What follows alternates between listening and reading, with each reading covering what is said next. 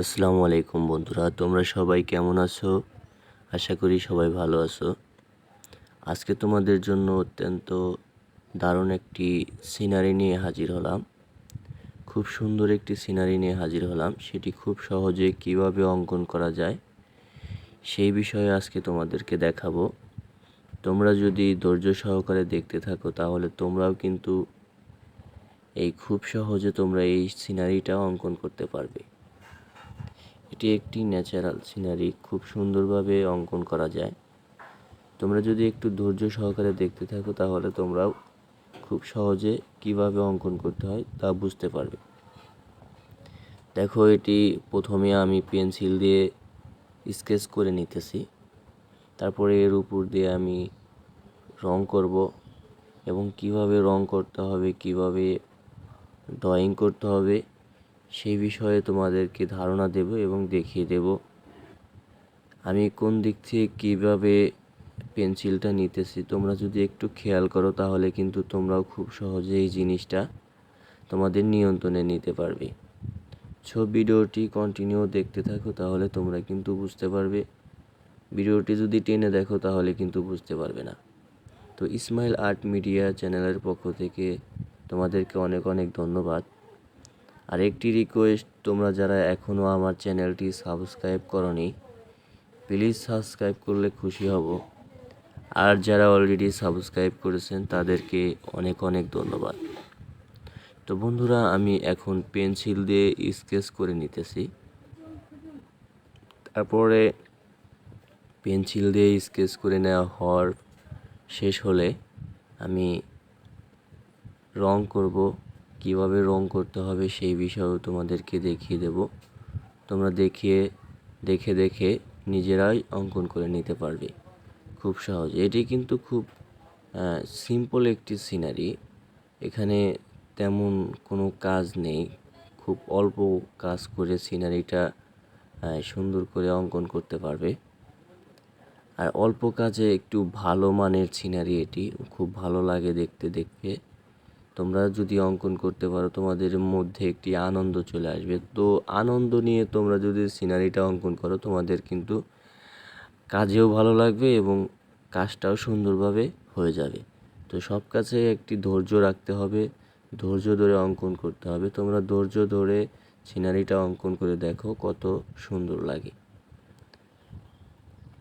আমি এখন রং করে দেখাবো বন্ধুরা। এটি টিটি ওয়েল পোস্টাল কালার। আমি আবারও বলছি, টিটি ওয়েল পোস্টাল কালার। এই কালারটি দিয়ে আমি কালার করে তোমাদেরকে দেখাবো। দেখো, প্রথমে আমি আকাশ দেওয়ার জন্য প্রথমে এরকম করে যে দাগটা দিলাম, তোমরা ঠিক এরকম করে দাগটা দিয়ে নিতে পারো, তাহলে তোমাদের আকাশ অঙ্কনে কিন্তু সুবিধা হবে।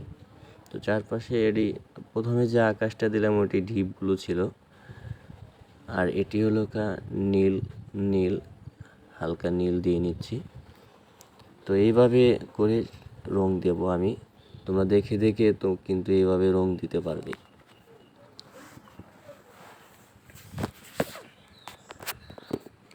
এটি A4 সাইজ পেপার। আমি একটি A4 সাইজ পেপার নিয়েছি, আর একটি পেন্সিল নিয়েছি, রং পেন্সিল নিয়েছি। তো বন্ধুরা, তোমরা দেখতে থাকো আমি কিভাবে অঙ্কন করেছি, দেখলে কিন্তু বুঝতে পারবে। তো এখনও যারা সাবস্ক্রাইব করোনি প্লিজ সাবস্ক্রাইব করলে খুশি হব। আর যারা অলরেডি সাবস্ক্রাইব করেছেন তাদেরকে অনেক অনেক ধন্যবাদ। আমি ঘরে হলুদ দিয়ে নেব। আর এরই মাঝে তোমরা যারা এখনও লাইক দাওনি প্লিজ একটি লাইক দিলে খুশি হব।